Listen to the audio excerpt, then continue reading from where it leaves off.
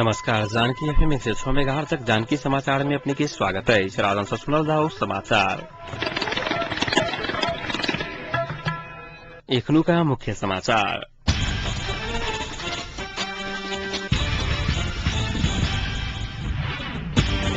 सीतामढ़ी जिला कुंभा डाइभर्सन में नेपाली तीर्थयात्रु से भरल बस आई भोर दुर्घटनाग्रस्त 7 गोटे के जान गेल, 51 गोटे घायल।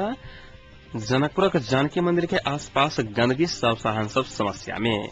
संपत्ति छानबीन उच्च आयोग में पड़ल 45 उजड़ी। पार्टी के विवादक रणनीति बनाव वरिष्ठ नेता देउवा पक्षक जमघट जारी। बाबा रामदेव पुलिसक नियंत्रण में।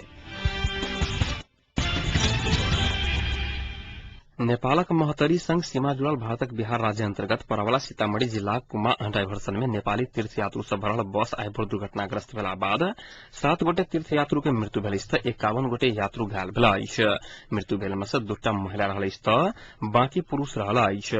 साउन 20 गते धनसर जिलाक सबैला भटियन से भारतक झारखंड राज्य के देवघर स्थित प्रख्यात रहल बाबा धाम के लेल छूटल J1 नंबर के संगम ट्रेवल्स के महालक्ष्मी डिलक्स बस फिरता होबा के क्रम में बिठा मोड़ सीतामढ़ी सड़क खंडक कुंभा डाइवर्सन में दुर्घटनाग्रस्त भेल छल। आई भोर 4 बजे सड़क सब 35 फीट नीचा 4 पेड़ पलटा खाइत जमार नदी में खसला बाद धुमसा जिलाक सतोखर 9 कोल्हुबा मोड़ निवासी 46 वर्षक बिल्टुन देवी मंडल आ वह ठामक 46 वर्षक कोशिला देवी शाह वाला वखर गावी से एक रहनिहार 24 वर्षीय अरुणी यादव आ वह ठामक रहनिहार 49 वर्षक धर्मनाथ यादव भूथी पटेरवा गावी के शीशमपुर टोल निवासी 24 वर्षीय मनोज राय ढिला गावी निवासी 37 वर्षीय रामदयाल राय आ पटेरवा गावी 5 बल्टिया निवासी 28 वर्षीय काशिन्द्र यादव रहल अछि।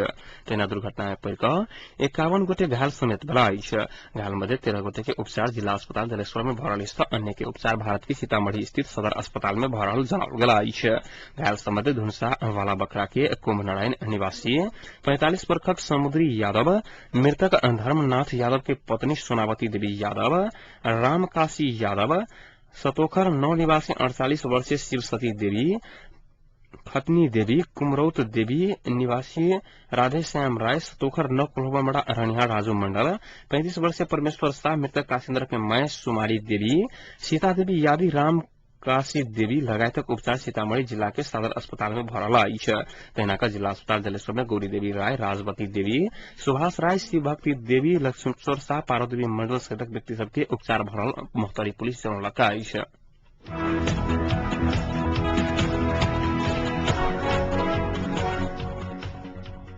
नेपाल आ भारत सहित विश्व में प्रख्यात जनकपुरक जानकी मंदिर में दर्शन करबा लेल हजारों के संख्या में तीर्थालु सब जनकपुर आयल करैत अछि। मुदा मंदिर परिसर सहित एकर अगल बगल में रहल गंदगी हटावा में सरकार वाला पक्ष के ध्यान नहीं जा सकल अछि। मंदिर परिसर एवं अगल बगल में जमा गंदगी के कारण एक तरफ वातावरण प्रदूषित भ रहल अछि त दोसर दिस एहि गंदगी के कारण जनकपुरक शाख सेहो खसि जनकपुरवासी सब बतबैत छथि। ओना त कहियो काल स्थानीय युवा क्लब एवं पुलिसक सहयोग में जानकी मंदिर परिसर में सर सफाई सेहो कयल जाइत अछि। मुदा सफाई के अनुभूति नहीं तो तीर्थालु आ नहीं तो स्थानीयवासी कर रहल अछि। जानकी मंदिर परिसर के सर सफाई करबा में नगरपालिका त मन अछि, संगे मंदिर के तरफ से सेहो सर सफाई नहीं कराओल जा रहला कारणे नाक बंद क दर्शन करबाक लेल मंदिर में आबय के अवस्था सृजना भ चुकल स्थानीयवासी सब आरोप लगौने छथि। जनकपुरक प्रतिष्ठा के रूप में रहल जानकी मंदिर के समय समय पर सर सफाई करबा में सरकार वाला पक्ष के ध्यान देबाक जरूरी छै।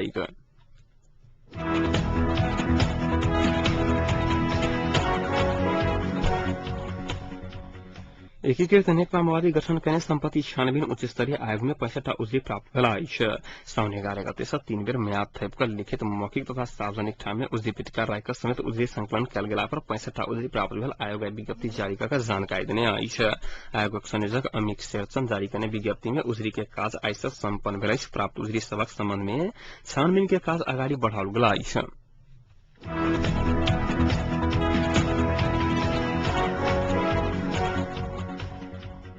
नेपाल आ चीन बीच द्विपक्षीय व्यापार प्रबंधन कर रणनीति तैयार करा के सहमति भेल अछि। आई काठमांडू में बैसल परराष्ट्र सचिव स्तरीय परामर्श संयंत्र के नवम बैसार में एहन सहमति भेल अछि। बैसार में नेपाल आ चीन बीचक द्विपक्षीय व्यापार प्रबंधन, सीमा क्षेत्रक भौतिक सुधार, लगानी वृद्धि, पर्यटन प्रवर्धन लगायत विविध पक्ष में छलफल भेल अछि। बैसार में नेपालक तरफ से परराष्ट्र मंत्रालय के सचिव दुर्गा प्रसाद भट्टराय आ चीनक तरफ से चीन के विदेश उपमंत्री हु यिन नेतृत्व कयने छल।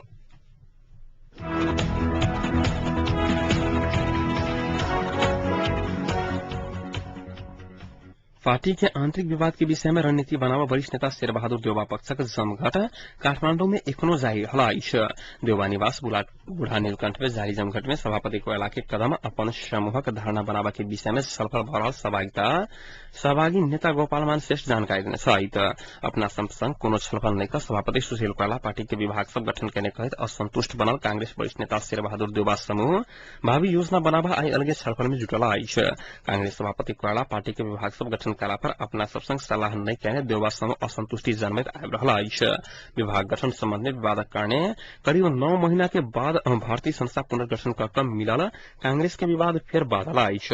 सभापति कोइला गठन कहने विभाग के जिम्मेवारी से नेता पूर्ण बहादुर खड़का सहित 3 गोटे राजीनामा द चुकल आइछ।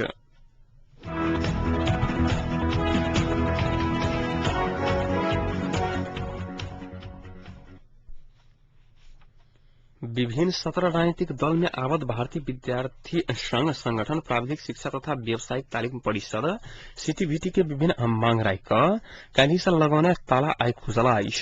नेपाल विद्यार्थी संघक प्रवक्ता यूपी लामी छाने सीटीभीटी के पदाधिकारी आ आन्दोलनरत भारतीय विद्यार्थी संघ संगठन बीच आइबेल वार्ता में परीक्षा अगाडि प्रश्न पत्र बहराल के छानबीन करके सीटीभीटी भीतर के आर्थिक अनियमितता नकली परीक्षार्थी संबंध में सहमति भेला बाद खुलल जानकारी देने आइछ। युवा संघ नेपाल, नेपाल विद्यार्थी संघ आ अखिल नेपाल राष्ट्रिय स्वतन्त्र विद्यार्थी यूनियन छठम लगायतक विद्यार्थी तथा युवा संगठन जथाभावी शुल्क ल रहल आ परीक्षा सब पहिने बेर बेर प्रश्न पत्र बाहर पठावा के लगायतक सीटीभीटी भीतर के विकृति आ विसंगति रोक अपरा के मांग करैत तालाबंदी केने छल।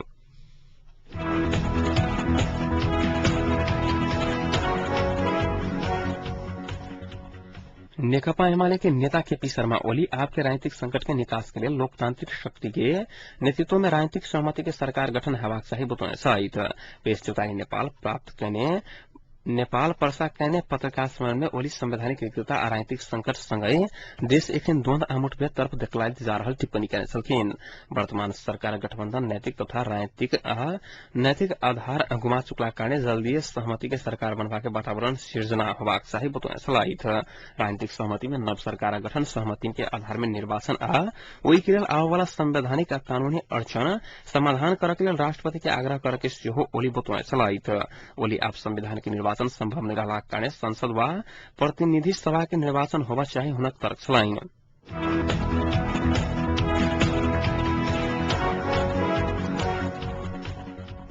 त्रिभुवन विश्वविद्यालय चिकित्सा शास्त्र अध्ययन संस्थान में पदाधिकारी नियुक्ति में राजनीतिक भागवंडा नहीं करके सहायतक मांग राख प्राध्यापक डॉक्टर गोविंद केसी आई से पुनः अनशन पर बैसल सहित त्रिभुवन विश्वविद्यालय संस्थान में राजनीतिक भागवंडा के आधार में रिक्त रहल पदाधिकारी के नियुक्ति कर लागल कई किछु काल पहिने अनशन शुरू कहने सहित ऐसे पहिने राजनीतिक भागवंडा के आधार में नियुक्ति नहीं कर योग्यता वरिष्ठता दृष्टि भेल व्यक्ति के प्रतिस्पर्धात्मक आ पारदर्शिता के आधार में हेबाक चाही कही अखाड़ 21 गते से आमरण अनशन कलाक बाद 4 दिन के बाद त्रिवी वरिष्ठता के आधार में प्राध्यापक डॉक्टर कुमोद कुमार काफले के डीन नियुक्त करने रहा।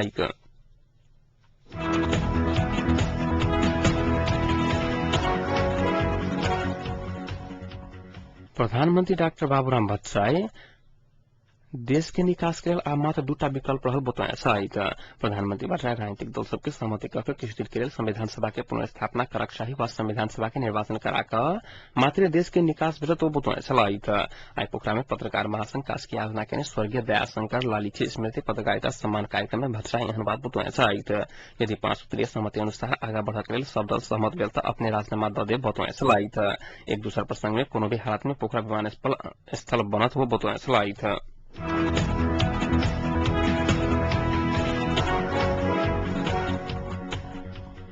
जातीय पहिचान सहितक संहिता आ संविधान के विवादित मुद्दा समता जका गठन करके कहल गेल मोर्चा के विषय में विमर्श करके लेल सरकार समर्थक दल सबक बैसार आई बैसल छल।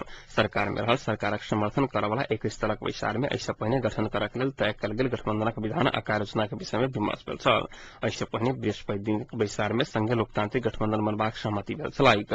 सरकार में रहल दल सबक सरकार में रहल आ सभक बाहर रहल मधेसी जनजाति सबके सहभागिता में गठबंधन बनावे के अभ्यास शुरू करने आइछ। आबय वाला चुनाव धरि गठबंधन कायम रखा के जहन संविधान सभा के पुनर्स्थापन आ संसद के चुनाव में जाय के दोनों विकल्प खुला राख क विमर्श चलावा के सहमति भेल अछि। कांग्रेस आ एमआईए के चुनौती दैत सत्ता में रहल दल सब गठबंधन से वो सब आगा घुसकोने सहमति के विकल्प पूरा करबाक लेल दबाव बढ़ावा के निष्कर्ष निकालने अछि।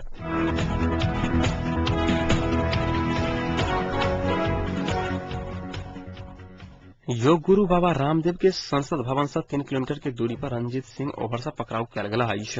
ऐसा पहले रामदेव के अंगना हजारों समर्थक के संसद भवन तरफ बढ़ा के निर्देशन देने साल बृहस्पति दिन से वो रामलीला मैदान पर भ्रष्टाचार के अंत्य हुआ पड़त आ विदेश में रहल कलाधन फिरता लावा पड़त कहे अनशन कर रहा छलैन। सरकार एहि पर व्यवस्था केलाक बाद वो संसद भवन दिस बढ़ रहा समय पुलिस पकड़ाव के भारतीय संचार माध्यम सब जोड़लक।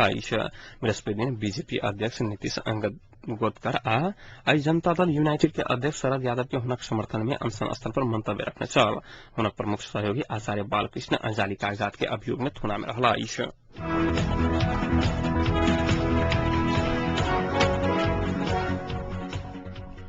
अब तापक्रम में जनकपुरक तापक्रम 32 डिग्री सेल्सियस रहला।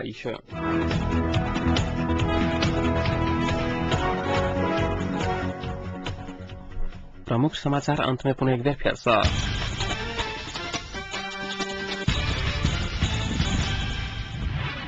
सीतामढ़ी जिला कुंभा डायवर्सन में नेपाली तीर्थयात्रु से भरल बस आई गेल दुर्घटनाग्रस्त 7 गोटे के जान गेल 51 गोटे घायल। जनकपुर जानकी मंदिर के आसपास गंदगी सर्वसाधारण समस्या में संपत्ति छानबीन उच्च आयोग में पड़ल 65 उजरी पार्टी के विवादक रणनीति बनावा वरिष्ठ नेता अध्यापक जमघट जारी। अब बाबा रामदेव के पुलिस नियंत्रण में।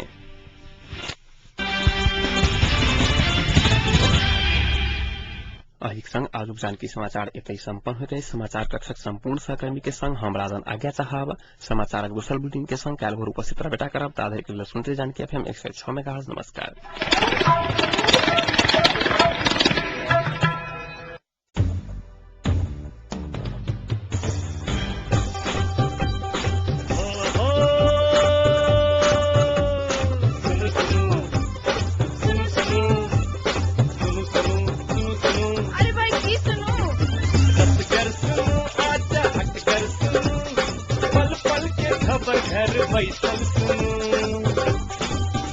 जानकी